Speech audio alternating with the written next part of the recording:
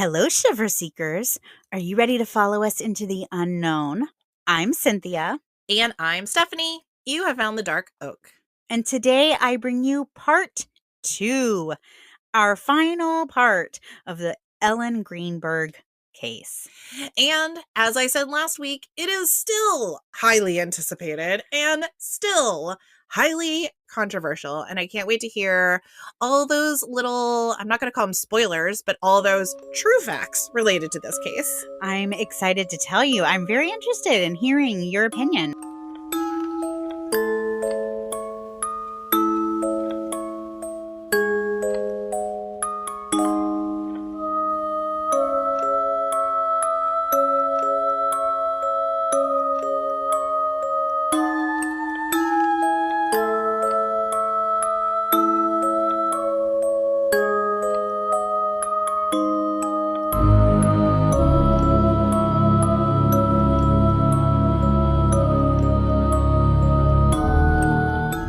Welcome to the Dark Oak, the mystery podcast with purpose.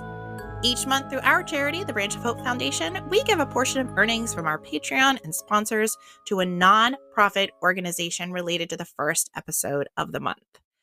For more information, head to our webpage, thedarkoak.com, our Instagram account, The Dark Oak Podcast, or stay to the end of this episode and we'll give you all the details. Well, thanks, Stephanie. Listeners, if you haven't listened to part 1, you have absolutely got to go back and listen. If for no other reason than to go and listen to that totally bizarre 911 call. The 911 call alone is worth the listen. You've got to hear it. That's why it felt so important to us that we include it, which is not our standard outline. Yeah, you guys know if the Dark Oak is putting in a 911 call, it's important. Right. So definitely go back and listen to that and get all of those details. But where I left you with Ellen having just been pronounced dead. Quick recap. So we know that Ellen in the last year was struggling with some mental health issues. She'd recently been diagnosed with anxiety. She appeared to be having some trouble sleeping and needing life to feel a little more in control. And her friends and family and coworkers were noticing the change in behavior with Ellen. And she also had a super close relationship with her friends and family. Very close. Specifically her parents. Right. It's January 2011. She's living with her fiance, Sam. They're engaged to be married. Their wedding is in August. They've sent out save the dates. They're starting to get responses back. And one day, Ellen is sent home early from work due to a major snowstorm. She's puttering around the house with Sam, and Sam goes down to the downstairs apartment gym. And when he comes back, 45 minutes later, the swing bar lock on their front door is engaged and he can't get in the apartment. And it takes him about an hour. He's sending text, emails, screaming through the door for Ellen. There's no response. He ends up breaking through the door, finding Ellen slumped in their kitchen, almost in a sitting position on the floor, but it's really just her shoulders and her neck and head that's up against the counters. She's bleeding. And then he sees that there's a knife in her chest.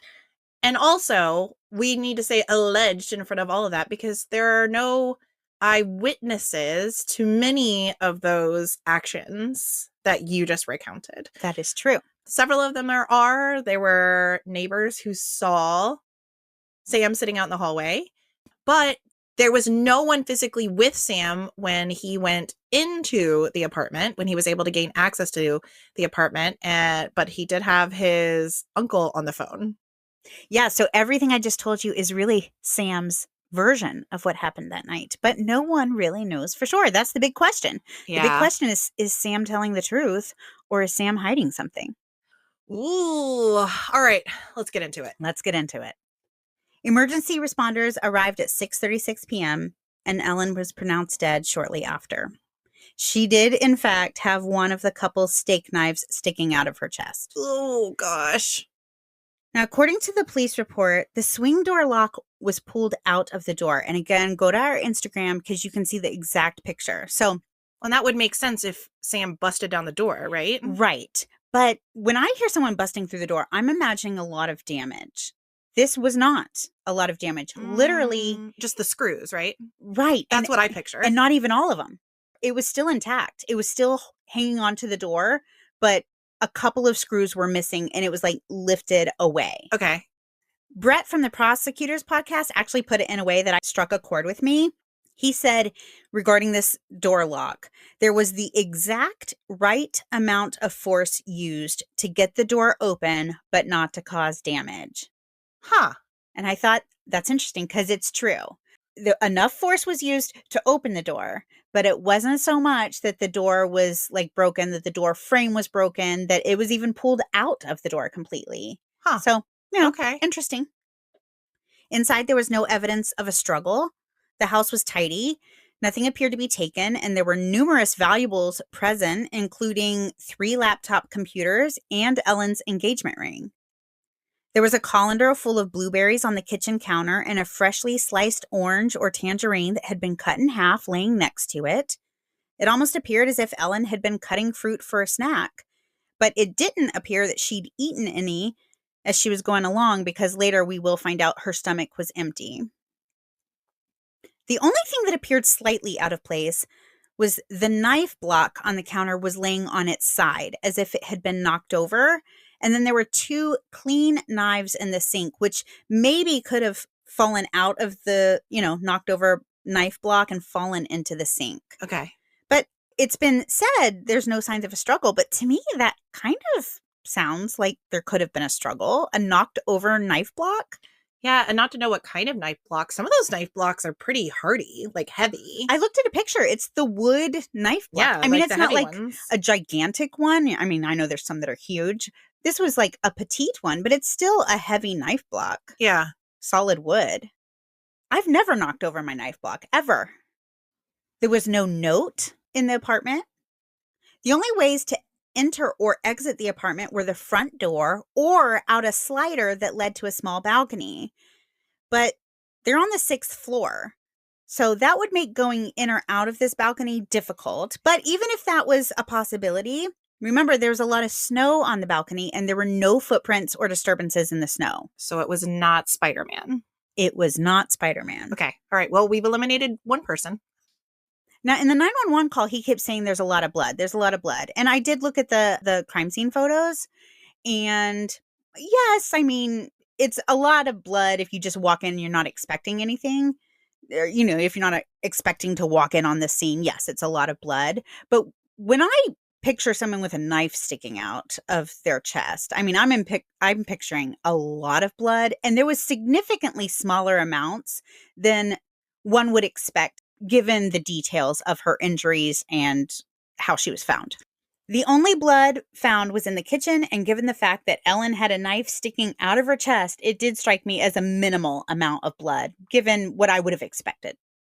Ellen was holding a white towel that has been described as a bath towel. This towel had a very small amount of blood on it. Ellen had no defensive wounds. Her neighbors were interviewed, and they said they heard nothing other than Sam trying to get her to open the door. The doorman was also interviewed, and the records surrounding this interview do raise some interesting questions. For instance, in the original police report, it's reported that Sam Goldberg had said that Phil, the doorman, had come up to his apartment with him and had been there when Sam forced the door open. But Phil denied ever leaving his post. Now, we really don't know what this is about. It's a big area of contention in this case because, of course, people automatically say, oh, Sam lied. Sam lied. But it's possible it could have just been misreported. Maybe Sam never said that at all, but it just made it into a report. Well, I can even see Sam saying, I got assistance from the doorman, and they took it as the doorman was there. Right. Or I asked him to come up and open the door, and he said, I can't, but if you need to, you can. I can see how this could accidentally get in a report, especially when we realize there's no one person who's come forward and been like, no, Sam told me Phil went with him. It's just in reports, but there's no individual who's come forward and said, no, Sam told me to my face that Phil came with me. It's an extremely unfortunate discrepancy. Very. It makes Sam look pretty bad. Absolutely. Or gives enough wiggle room to get him out. You know what I'm saying? Like, if someone had come forward and said, yep, he said it, then we could say, okay, Sam's a liar. Right. But that never happened either. Right. Which makes me feel like maybe Sam never said it. I think that's more than likely the case, but it does muddy the waters in either direction. Sure. Phil also told authorities that when he was first approached by Sam, after Sam allegedly had left the gym, he noticed that Sam wasn't wearing tennis shoes like he would have expected somebody who had just finished working out, but instead he was wearing boots. And here's the thing. I've seen this reported over and over again. I actually remember listening to other podcasts years ago on this case, and that was one of the things that stuck out to me, that Sam wasn't wearing tennis shoes. He was wearing boots. He's obviously lying. Obviously, Stephanie, there's surveillance footage showing Sam leaving the gym wearing sneakers. Really? Yes. And I'm telling you, for me, this is like one of those aha moments. Like, okay, I'm bringing something I haven't heard in very many other places. Sam was not wearing boots. Sam was wearing sneakers. Well, that's a huge difference. Huge difference. But I promise you, go listen to other coverage on this case. You're going to hear that he was wearing boots. Oh, boy. And you've seen it, the footage. It's in sneakers. He's in sneakers. I mean, it's surveillance footage. It's hard to see. But yeah, it definitely looks more like sneakers than boots. I wonder where that happened. Like, do you think the security guard actually said he was wearing boots? Yes. Oh, he did? So the prosecutors brought up some good theories on that.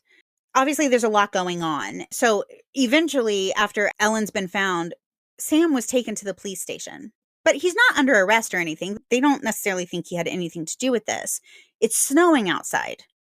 Presumably, he was wearing tennis shoes, the same tennis shoes he was wearing at the gym, workout clothes. What if they said, hey, man, you want to change your shoes? You want to put something a little more appropriate for the snow on? And then he leaves. Phil sees him. Okay. And notices the boots, and he just has the timing wrong. That could be a way to explain it. That's true. Or maybe he just remembered him wearing boots on a different day, or who knows? Like, I don't think Phil's lying necessarily. I don't think he has any skin in the game. He's certainly not doing Sam any favors, though. Right. This really kind of bothered me because I thought, here, we literally have the footage, and for years, yeah, we've heard about how he's wearing boots, not sneakers. Sorry, Sam. So like I said, Sam was taken to the police station, and he did immediately request an attorney. Now, I don't see anything wrong with this. We've talked about it before, that even if you're innocent, you probably don't want to take a polygraph, and you probably want to have an attorney representing you. Unfortunately, it's just the way things are. But of course, Sam got a lot of flack for this, especially when it came out that Sam had been on the phone with his attorney uncle prior to calling 911. Yeah, but he didn't call him because he was an attorney. At least we don't think so. Well, and here's the thing. Again, this is something I've heard reported. Sam walks up and finds Ellen, and then before he calls 911, he calls his attorney uncle, or he calls his mom. That's not what happened. He was on the phone with his uncle. He had called his mom previously. He didn't walk up and find her and then call them instead of calling 911. But that is what is being reported. Wow. It really bothers me because I think this guy, I'm not saying he didn't do anything, but I'm just saying let's at least stick to the facts. Yeah. Because that sounds terrible. If you did walk up and Of find your course. fiance, and instead of calling 911, you're calling your mom, Of like course. that's a big deal. Of course. But that's not what happened. So that's not what we should be reporting. The crime scene was processed very quickly, and because Ellen died inside a locked apartment and there were no signs of a struggle or an intruder, investigators believed Ellen must have taken her own life. Investigators were so convinced that Ellen killed herself that they released the scene without even calling in the crime scene unit. Wow. Ellen's mother was contacted that day, and she was told that her daughter had taken her own life. And obviously, she was shocked. She told investigators that she'd just spoken to Ellen that morning, and they'd had a very pleasant conversation. There was absolutely no indication that anything was wrong. Ellen's parents told police they had no reservations about Sam. They described him as a fine young man and said they would have been happy to have him as an in-law. They don't know of any verbal or physical abuse. and they confirmed Ellen had never before attempted suicide. A later search of Ellen's computer would make some question if Ellen had at least thought about suicide before. Records show that on January 10th, 2010, there was a search for suffocation and suicide methods on Ellen's computer. And then in early January 2011, there were searches for fantasy death and model death and for side effects of the different medications she'd been prescribed. Now, I think it's interesting. I also think that if someone reviewed my search history, they're going to find some stuff. I mean, you and I were literally Google searching earlier today. What was it? What was in the search engine? Well, we were curious about the Gene Hackman case, and so we were trying to find out what bodies look like when they've been exposed to carbon monoxide. Right. So we were literally. I hope no one around us is accidentally poisoned by carbon monoxide because we're in trouble. Absolutely. So is it, looking back, is it, suspicious? Maybe. But I mean, does it mean anything? Again, not necessarily. Ellen's body was taken to the medical examiner's office in Philadelphia on January 27th. And Dr. Marlon Osborne performed the autopsy and found that Ellen had been stabbed 20 times. 20 times. Oh, wow. 10 of these stab wounds were to the back of her neck, and 2 were to the back of her head. She had 8 stab wounds to her chest, 1 to her abdomen, and she had a 2.5-inch gash across the back of her scalp. And they are saying this is suicide. Would she even have been able to do that? Okay, so girl, that is the can of worms in this case. And this is where you can go down a rabbit hole. Now, I'm going to post a 3D rendering that I'm going to talk to you about later that would show the angles all of these wounds would have had to have occurred. That's very interesting. Let's just say this. If these wounds were self-inflicted, it would have been awkward. It's not impossible based on just the angles alone. Now, the injuries, that's another story. But just on the angles alone, it's not impossible that someone could have potentially caused these wounds themselves. Very unlikely. Very, very unlikely. Okay. And uncomfortable, too. I mean, you would literally be holding a knife up behind your head, like stabbing at different angles down into the base of your neck, right? That's skull. Very unusual. Very unusual. Now, my husband's in law enforcement, and so I asked him. I said, "Honey, how many suicides have you walked in on where someone used a blade?" He said, "Many suicides that way."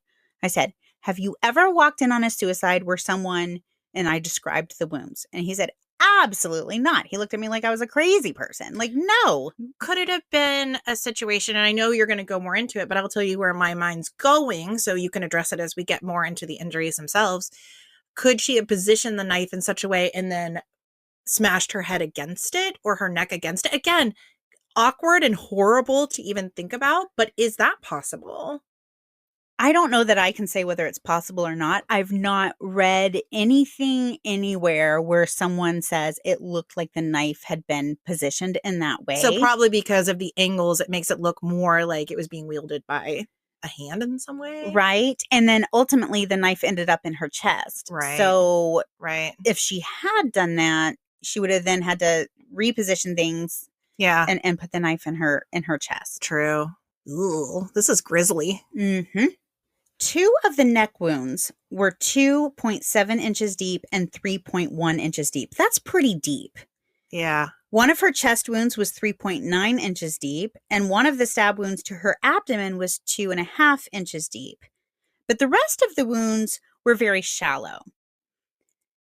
Ellen had injuries to her aortic arch, which is the artery that feeds blood to your body from your heart. And the stab wounds also caused injury to her lung, her liver, and her spinal cord. Now, Dr. Osborne knew that depending on when and where the spinal cord was severed would determine if Ellen could have stabbed herself, because as we know, spinal cord injuries can cause paralysis. So depending on when that injury occurred, would she have been able to continue with the rest of the injuries if they were in fact self-inflicted? He asked Dr. Lucy Rourke Adams, a renowned neuropathologist who retired from the Children's Hospital of Philadelphia in 2015, to conduct an exam of the spinal cord. But instead of having Dr. Rourke Adams come to the ME's office, Dr. Osborne said he walked a section of Ellen's spinal cord over to Dr. Rourke Adams at the Children's Hospital. What? In, quote, very heavy snow, end quote, for an informal curbside exam. Okay, literally WTF. Okay. Thank you. I mean, no. No. None of that is okay. Right? He said she didn't do a microscopic exam, but she was still able to tell him. I mean, what do you like? Hey, what do you think of this? Like, you're just holding out a piece of spinal cord. So like, okay, paint a better picture, because right now this is very weird. This isn't in my script, but one of the quotes from the attorney, from the Greenberg's family attorney, was that, what did he do? Walk the spinal cord over in a pickle jar and be like, here, take a look-see? That's literally, and I wasn't even picturing the pickle jar. It was just like, he had gloved hands. Right. That's all I can say. And he's just carrying a piece of spine just out in the parking lot. Like, so what do you think about this? Yeah. I mean, I really don't know. I really don't know. But according to Dr. Osborne, she was able to tell him the dura, or the sheath covering the spinal cord, was cut, but not the spinal cord itself. And there was therefore no indication. She could tell this with her naked eyeballs. Listen, Stephanie, I'm not a doctor, and neither are you. By the light of the sun. We are not doctors, Stephanie. Don't question the work. I mean, what on earth? According to her, Ellen would not have lost motor function. She would have been able to self-inflict these stabs. Well, I trust these doctors implicitly. Well, get this. Dr. Rourke Adams never created a report. And even more telling, she didn't bill for her work on Ellen's case. Of course not. They were out just sipping coffee, looking at a spinal cord. She told the Enquirer in 2018, and it's not the Enquirer, the National Enquirer. This is a legit newspaper. After she looked at the spinal cord, she also went to look at a 15-headed baby. Right.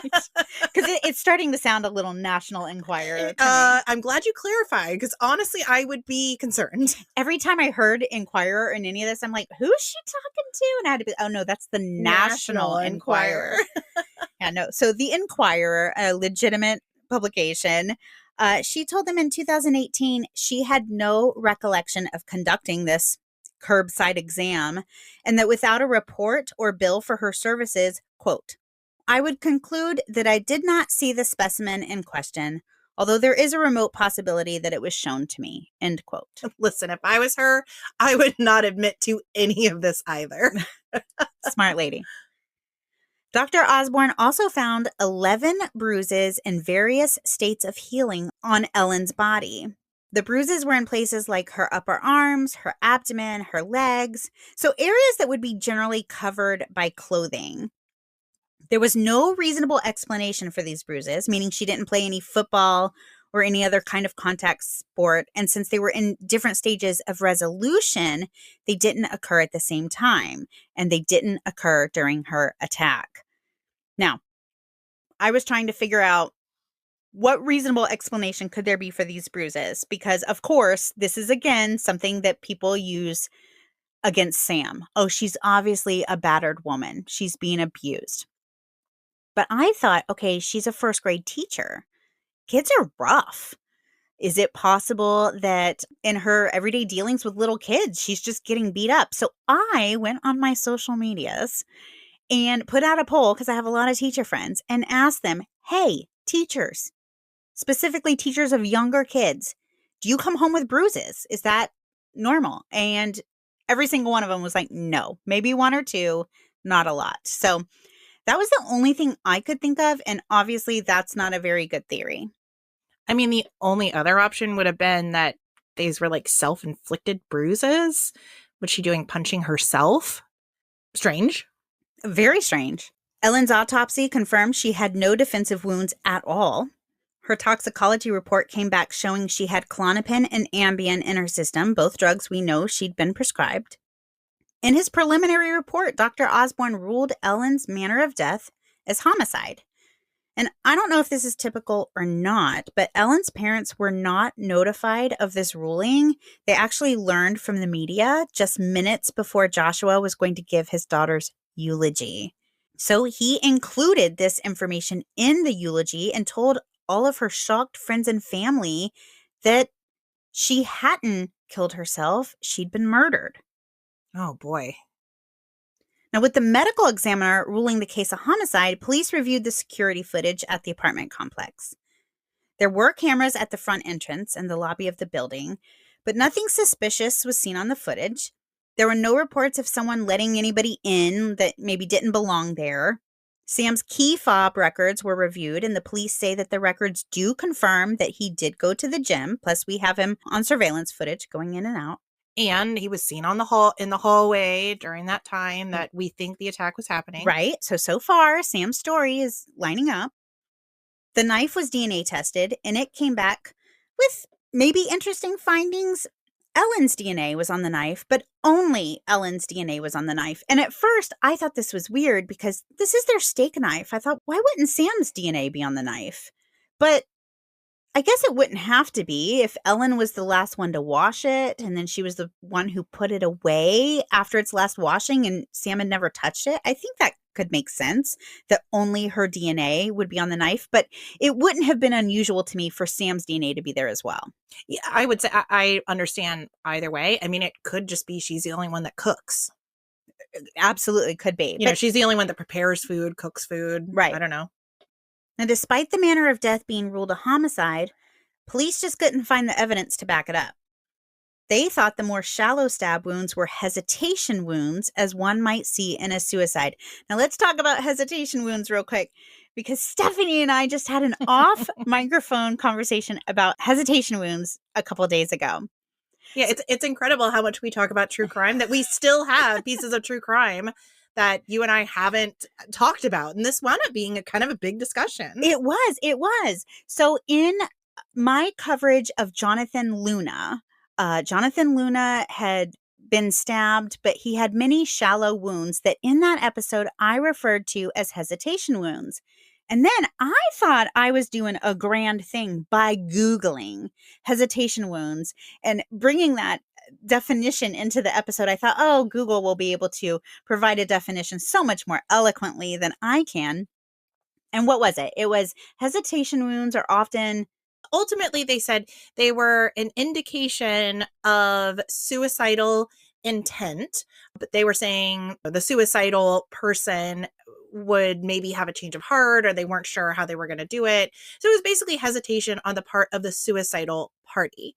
And I will say, when I Googled it, that is the definition that came up as well. But I took it one step further and asked you, because I had heard hesitation wounds as it pertains to homicide, not only suicide, where the assailant was possibly having second thoughts about murdering someone. And so they stab, but not deep enough to actually inflict mortal wounds. And see, I had never heard of hesitation wounds used in a homicide. I'd only ever heard them used in a suicide. So then Stephanie was able to Google something and show me, no, look, hesitation wounds can be found in homicide cases. So we thought, well, let's clarify for our listeners. I will say, I think in the general true crime community, whatever you want to call it, basically investigative journalism, that the term hesitation wounds is used more often in suicide cases. However, it can also pertain to homicide cases, even though they are more rare. So see, listeners, I learned something new. Well, and I had only heard them as it pertains to homicide cases, even though I thought they could be used for suicide, but it turns out they are more often seen in suicide cases than homicide cases.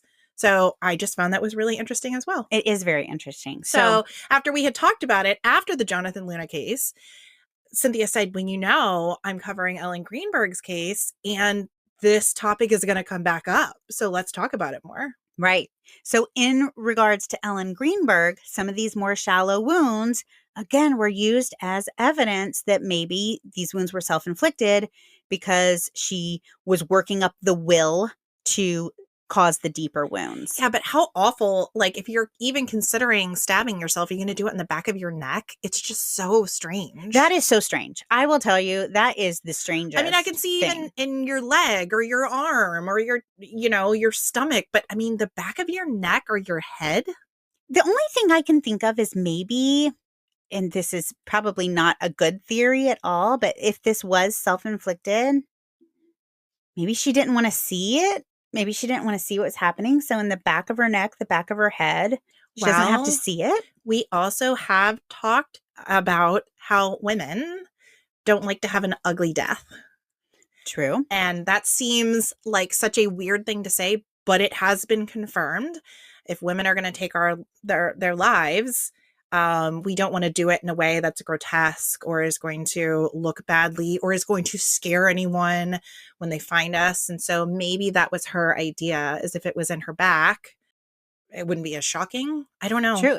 Right. The parts of her that would have been seen, even in an open casket type scenario, would have been easily covered. And so maybe she was trying to spare her friends and family. Right. Yeah. Again, these are if they were self-inflicted. Absolutely. The only kinds of things that make any sense, because it is bizarre. It's just totally bizarre. But even if it was a homicide, why would you just stab somebody in the back of the neck a bunch of times if your ultimate intent is to just kill her? I mean, to torture her? Well, from the crime scene photos, it looked to me like she could have potentially been standing there by her sink, cutting this fruit up.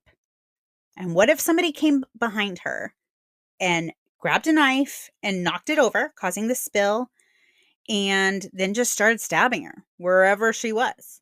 And no other evidence of a struggle. I mean, again, the knife block is something. Right. Yeah. Now, here's the thing that gets me. No defense wounds? Yeah, that's true. That, to me, right there, makes me question the whole she was attacked thing. And there's even the issue of the towel. It has been proven that most people that inflict wounds with knives wind up also being cut by the knife because of slippage. Yes. So in my mind, the towel that she had in her hand, was she using it to guard her hands against accidentally being cut while she's inflicting these wounds? Okay, so see, you're taking me down a rabbit hole that I kind of started to go down on my own and was like, okay, Cynthia, because I thought, all right, no defense wounds. Is that unusual in both scenarios? Definitely it's unusual in a homicide scenario where I'm being attacked, because just naturally you're going to raise your arms to protect yourself. But would it also be unusual in a suicide? I would think if you stab yourself that many times, you're going to accidentally cut your hand on the knife. Okay, so that was my thought too. Especially if you're holding it awkwardly behind your head. Right. And the amount of force, some of these wounds took some force. Stabbing through the neck and the vertebrae and stuff I literally don't even want to think about this. Right. This is like creeping me out. So, but it took some force. So all that to say, I thought it was unusual she didn't have wounds on her hands and arms either way. I agree. And that's what made me think, okay, maybe the towel she was using as like a glove on the hand. Okay. To help protect her hand. That's what I went to. Okay. Now there's nothing to say someone who's stabbing her could have used that knife too. And as she's succumbing to her wound, she grabs the towel and then they find it in her hand. Was the towel DNA tested? Do we know? I don't think it was DNA tested. There was blood on it. Well, remember the crime scene was just, this is a Oh, that's right. Open and close suicide. Right. There was some blood on it, and it was also described as a bath towel, not a kitchen towel. And there was a kitchen towel hanging, you know how you hang a towel on the oven handle? Yeah. There was a towel hanging there that was not white. So I haven't seen pictures of the white towel she was allegedly holding, but if it is true that that was a white bath towel, it wasn't the one that was right there in the kitchen. I don't have bath towels in my kitchen, so that seemed a little odd to me. Where did the towel come from? Either someone brought it or she went to get it. Right. So I thought that was interesting. Even if she was depressed or anxious, it just seems like a far stretch that she would go from cutting up a fruit salad to just stabbing herself. Well, that's very strange, right? She got gas on her way home.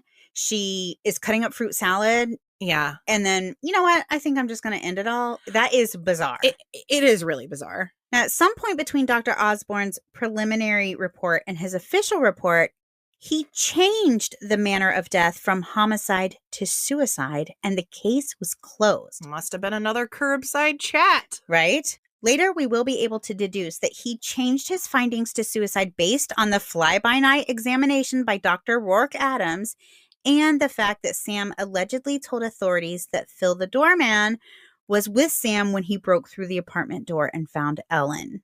I mean, this examination of the spinal cord, which may or may not have actually happened. Right. Okay. Dr. Osborne is not without flaws. Surprise, surprise. On August 31st, 2012, Dr. Osborne was issued a written reprimand, and this was one of several written reprimands he would receive. He had previously been granted an extended medical leave from June 28th until August 27th, 2012. And prior to him leaving, he was supposed to have all autopsy reports completed. Not necessarily finalized, but completed.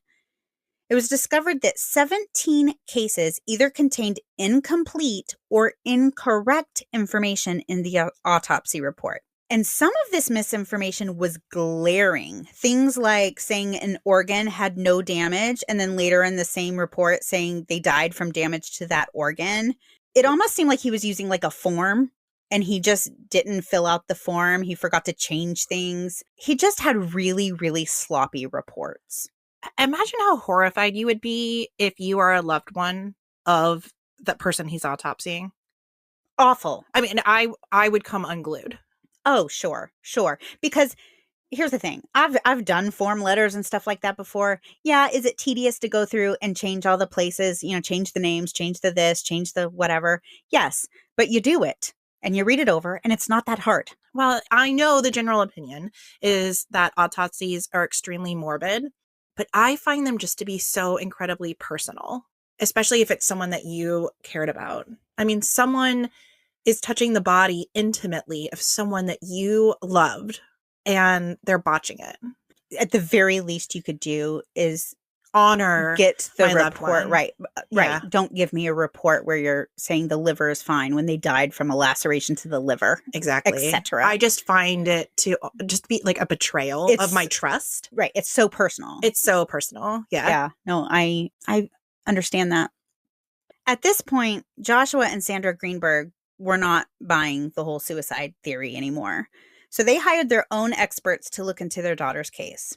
And if you've been hanging out here at the Dark Oak for a while, you'll probably recognize these names.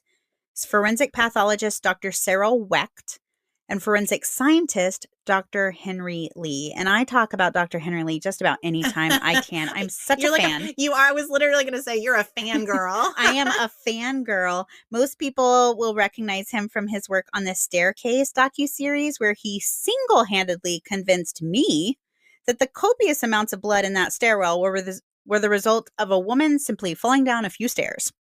You talk about him the way I talk about Paul Holes. Yes. I love Dr. Henry Lee. And here's why. Here's what I think about when I think of Dr. Lee.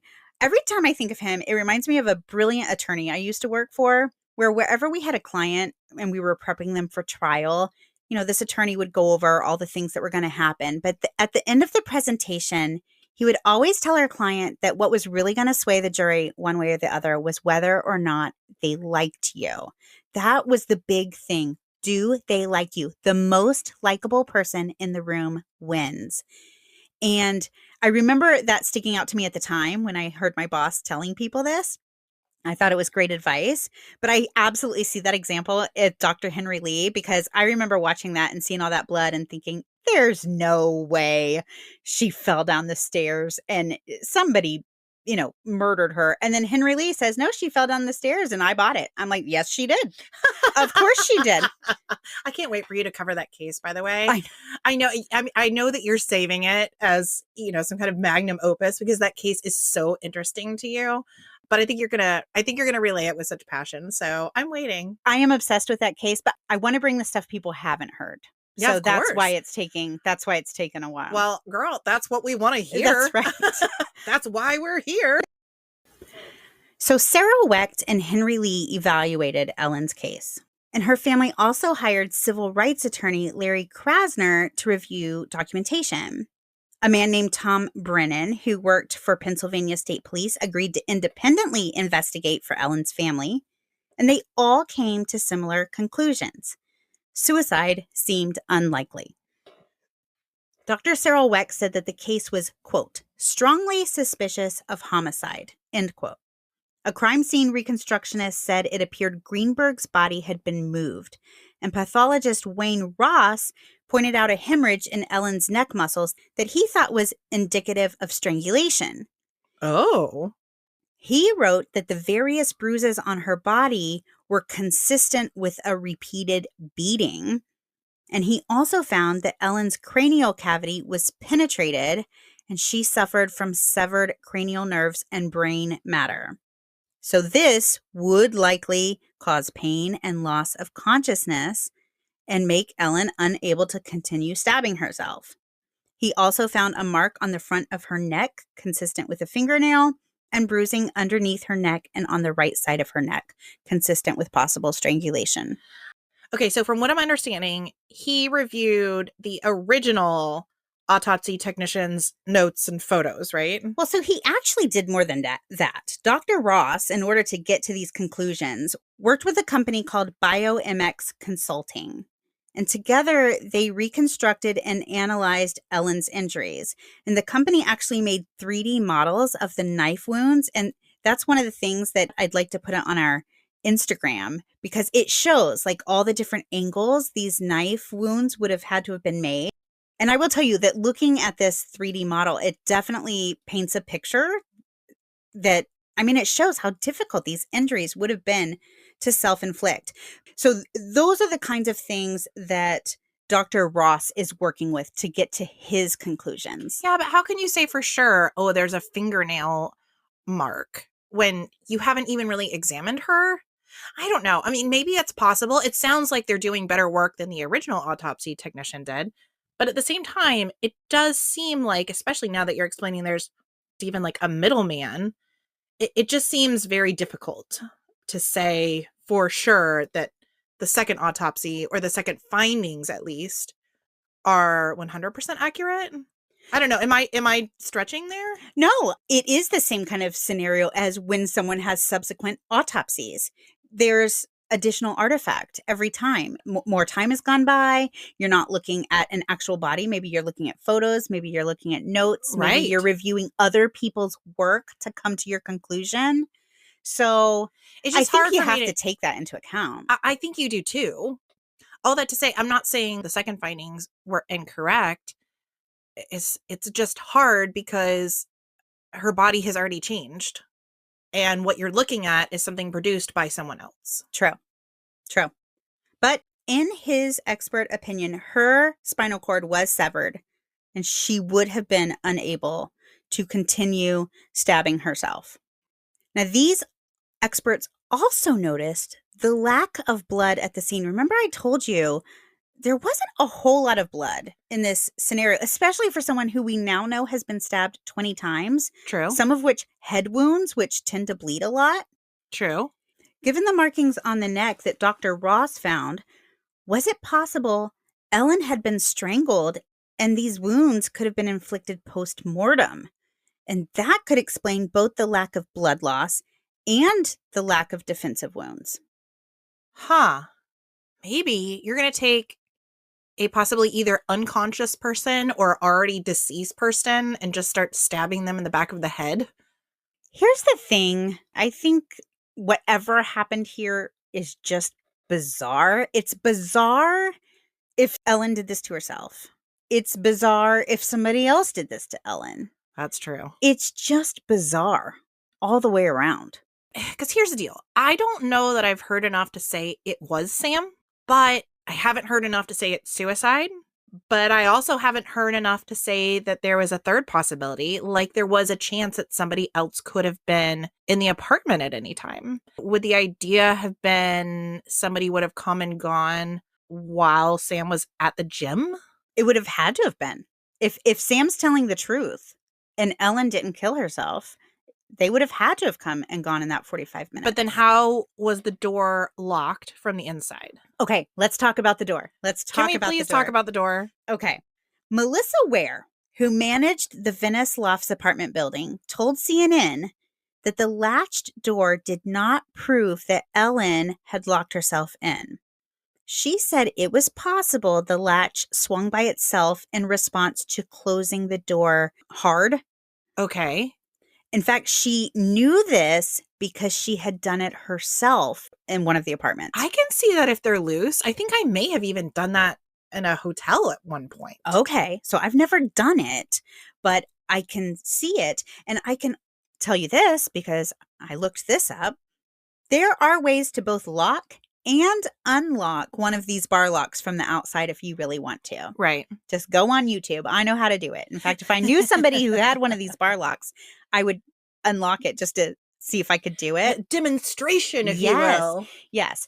Kind of like I Let's said do at it. the Let's just go to a hotel and start a Just whole do it. demonstration of That's bar right. locks. And break in the door Yes. and see how much damage is done. Here's the thing, Stephanie, I am not lying when I tell you that Gavin Fish did it all because he literally made a video of him breaking in his own door, which gave me about a heart attack because it was like this 100-year-old beautiful solid wood door. No. I know. I was like, please don't do this. But breaking in his own door with one of these locks on it, and it took the whole door frame out. It wasn't just pulled out of the wall like it was in this case. So all that to say, the door lock for me, it's unusual, but I don't think it's proof of anything. Okay. And that's to say, Sam's telling the truth that he really did come back. The door really was locked and he really did have to go through it. Right. Because we still don't have anybody else saying that that's the case. We have people saying they saw him sitting outside. And I assume his uncle is saying, I heard something. Yes. But again, he couldn't see it. Right. And also, it's his uncle. He may have some skin in the game.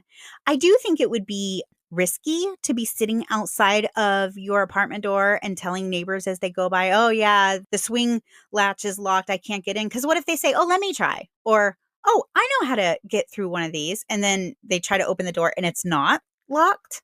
Yeah, true. That's kind of risky. But the locks alone don't really prove anything either way. Now, we talked about Sam's 911 call. It's weird, but again, It just is like weird. everything else, I don't know that it tells us anything. It's all weird.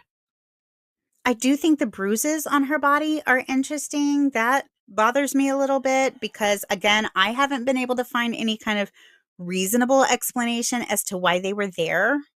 And so she was never diagnosed with, say, a clotting disorder or excessive dizziness. Maybe she's falling more, but all those bruises are in a place that you can't really see. So the positioning of the bruises is peculiar. Right. It is strange. Say you do have a clotting disorder. Say you're on blood thinners. It's strange that all of the bruises are hidden by clothing. Is it impossible? I guess no. But interesting. But to me, the fact that there are bruises, she could have been self-inflicting them. Well, if she did take her own life, we know she was going through something. So if she did take her own life, then who's to say she wasn't hurting herself in other ways leading up to that? Yeah, but I think just punching yourself would be unusual. Something I wondered is maybe is a side effect of one of these medications that she was recently taking. Maybe a side effect of that is more easily bruising. I don't know. I didn't look up all the side effects. And again, she'd only been on them for a little over a week. Yeah, very So I don't short even time. know honestly the lifespan of a bruise. So I don't know if that would line up, but just a thought. Well, let me tell you where Ellen's case stands today, because there's actually been an update. Despite Ellen's parents believing more happened that night than they were being told, they did stay in contact with Sam for a while after Ellen's death. But he did eventually get married and become a father, and I also read he was actually living under a different name. Well, I can see that. Whether he's guilty or innocent, I can see him wanting to disassociate from Ellen's case altogether. Sure. I don't blame him for that at all. Reporter Thomas Lake did some stories for CNN on Ellen's case and did reach out to Sam asking for comment, and I want to read the letter that Sam sent in response. Thomas, when Ellen took her own life, it left me bewildered. She was a wonderful and a kind person who had everything to live for. When she died, a part of me died with her. Unimaginably, in the years that have passed, I have had to endure the unimaginable passing of my future wife and the pathetic and despicable attempts to desecrate my reputation and her privacy by creating a narrative that embraces lies, distortions, and falsehoods in order to avoid the truth. Mental illness is very real and has many victims. I hope and pray that you never lose someone you love like I did to a terrible disease and then be accused by ignorant and misinformed people of causing her death.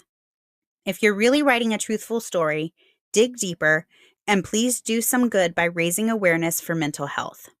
Best, SG. I was already slightly sympathetic towards Sam.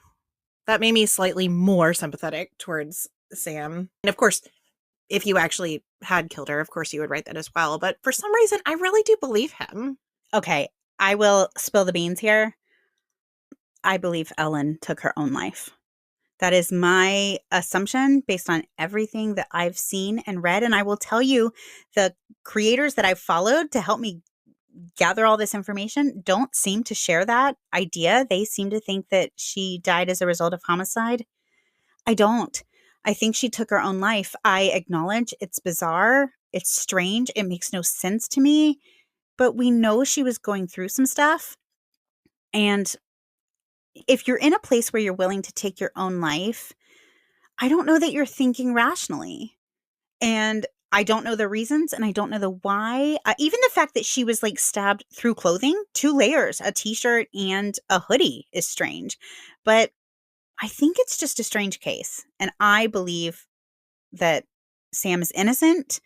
And that's where I land on it against popular opinion. I can't say I'm totally there with you at this point, but I don't know that it was Sam either. But I don't know how likely it is that there was another person.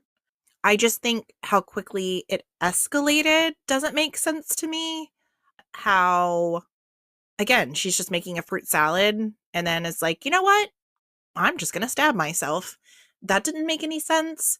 The fact that there was so little blood is very unusual to me. I think some of the things that make me almost want to defend Sam are the things that you've pointed out that people have tried to convict Sam on. I think if those weren't an issue, maybe I would feel differently.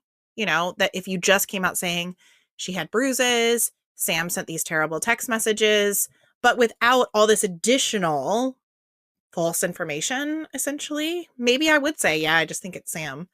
But finding you have to defend him so much makes me feel like, okay, well, we should defend him. I don't know. Am I making sense? I feel like I'm not really making sense. No, you have some sympathy for a person because regardless of whether or not he caused her death, he was accused of wearing boots when he wasn't. He was accused of calling his mom and his uncle before he called the police, and he didn't.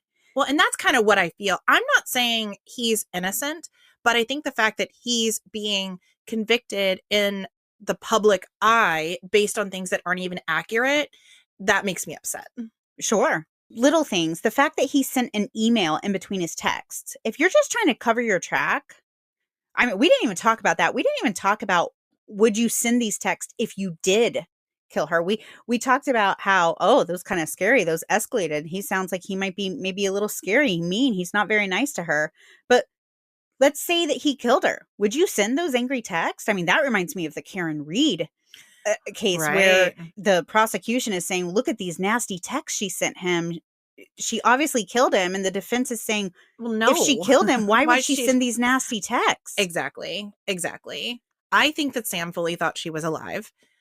But because of just the bizarreness of the scene, I can't, in my mind, get to the idea that there was no one else in that apartment.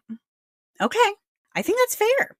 Well, maybe it was that parent that didn't like her. Who knows? Maybe he was that parent of that student she was not going to pass in her class. Isn't that guess as good as any? At this point, sure.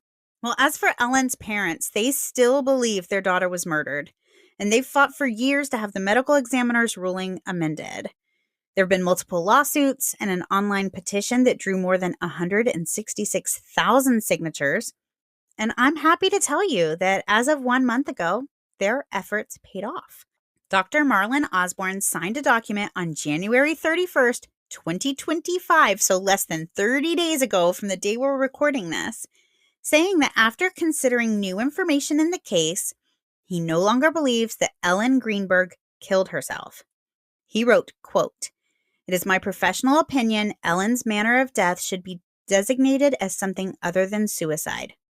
He went on to say, "I'm now aware that information exists which draws into question, for example, whether Ellen's fiance was witnessed entering the apartment before placing the 911 call on January 26, 2011, whether the door was forced open as reported, whether Ellen's body was moved by someone else inside the apartment with her at or near the time of her death, and the findings of Lindsay Emery, MD, from her neuropathological evaluation of Ellen's cervical segment sample," end quote. He wrote, quote, "It is my professional opinion Ellen's manner of death should be designated as something other than suicide," end quote.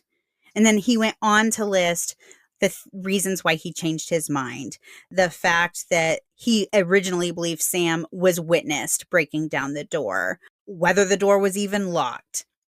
He acknowledged the questioning of the cervical spine. So he lists his reasons for changing his mind. And this is definitely a win for the Greenbergs. However, Dr. Osborne's new conclusion is not binding in the city of Philadelphia. Dr. Osborne acknowledged in his statement that he was no longer empowered to amend Ellen's death certificate because he no longer maintained a Pennsylvania medical license and was no longer employed by the Philadelphia Medical Examiner's Office. The Greenbergs had a separate suit against various city officials seeking damages for conspiracy to cover up Ellen's murder, and these parties reached a settlement in this case as well. According to a spokesperson for the city of Philadelphia, while city officials did not admit liability, the Greenbergs will receive a monetary payment, the amount of which will be disclosed at a later date, and the city's medical examiner's office will re-examine the Greenberg case. All of these developments could clear the way for what Greenberg's parents have wanted all along, a criminal investigation into their daughter's death. Here's the deal, though. Even if it is a criminal investigation, you no longer have any crime scene. You have, for lack of a better description, a contaminated body that has already been manipulated, autopsies. As you said, every autopsy leaves artifact. You're no longer looking at the original victim, if you will, the original way the victim's body was left. So even though it is reopened, unless they find some smoking gun, I don't know that you could say either way. Well, and I agree with you.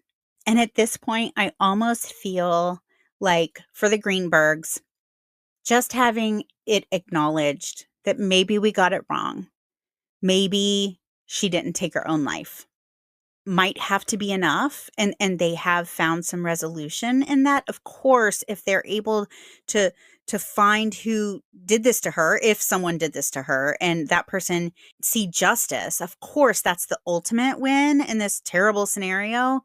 But I think just having them say, you know what, your daughter didn't take her own life was so important to them. Yeah, I can see that. That at least they've gotten that.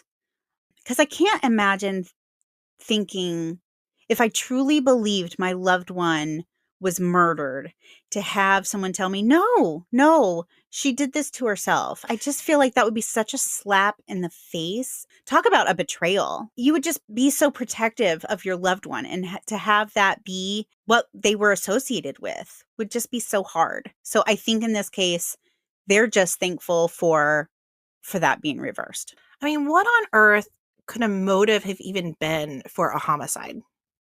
That's the thing. I don't see what. Okay, like, so even on Samson, what would have been a motive? A fight. Really? And you're going to stab somebody 20 times? You're going to stab somebody 20 times? That now you could have been battering this whole time, but you had made it where no one would ever know, and then you're going to go and stab her 20 times? I mean, a fight, maybe? But here's the deal. Not that you can't hide an abusive relationship, but nobody had any inkling that he was abusive. And then he went on to marry someone else and have a child, at least one child with someone else, and they haven't ended up dead. And a trained therapist wasn't even able to read between the lines. And remember in the first episode, we talked about how close the Greenbergs were to their daughter, that they even brought up some of the mental health struggles and the changes in her behavior. So to think that they wouldn't be open enough there where Ellen could talk to them about it and they could talk to Ellen about it and they wouldn't know what was going on with Sam. I can't wrap my head around that, which again is why I keep going to, was there someone else? But did she have an issue with anyone? She seemed to be very likable. Seems very strange too. And then in 45 minutes, this someone else was just laying in wait, waiting for Sam to leave, knowing Sam was going to be gone for 45 minutes, came in, killed Ellen, then did whatever they did with the lock.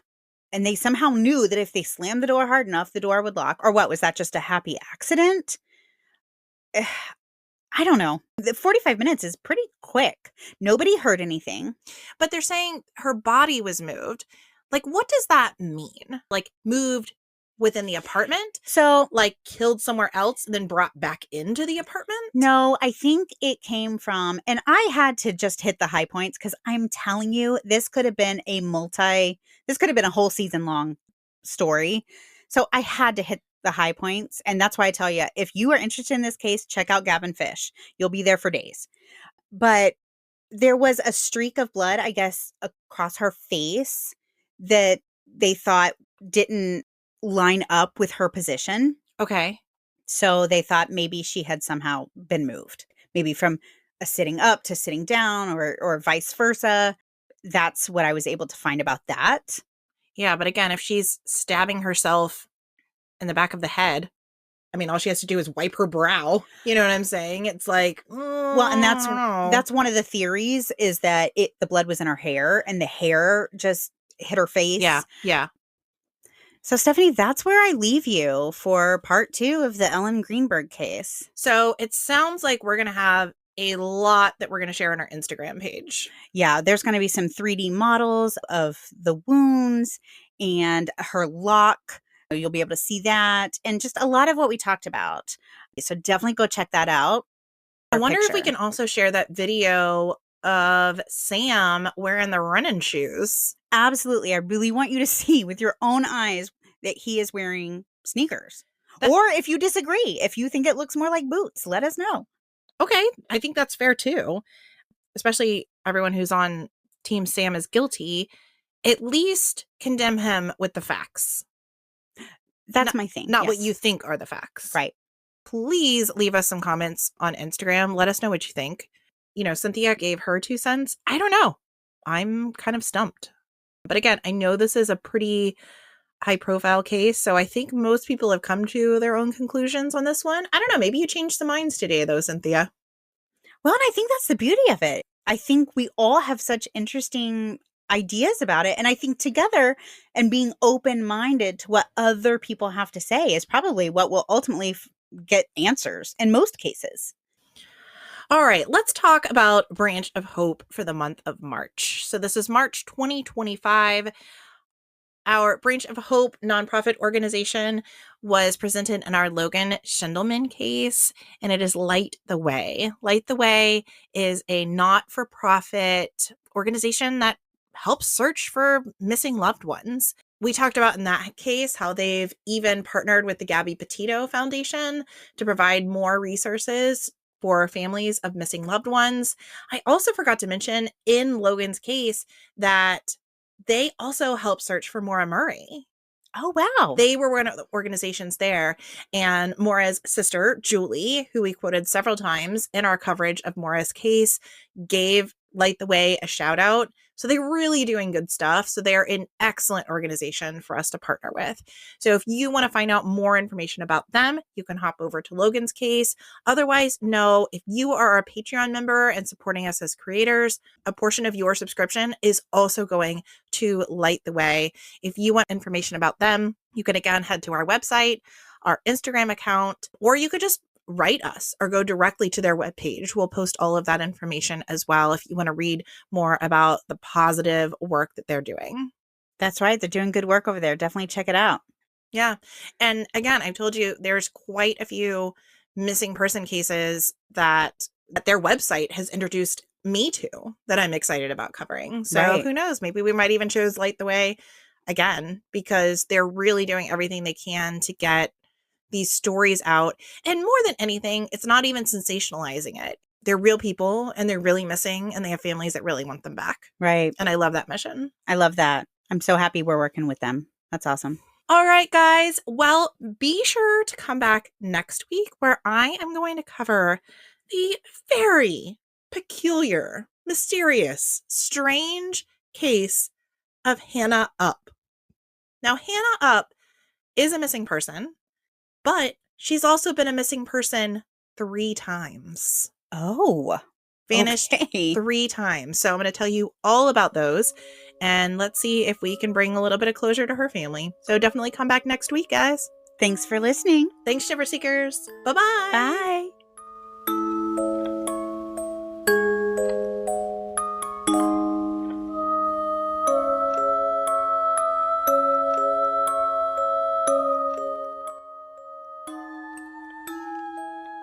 This episode of The Dark Oak was created, researched, written, recorded, hosted, edited, published, and marketed by Cynthia and Stephanie of Just Us Gals Productions, and made possible by you, our shiver-seeking listener. Special thanks goes to Justice Himes for our incredible artwork and Ryan Crete for our amazing music.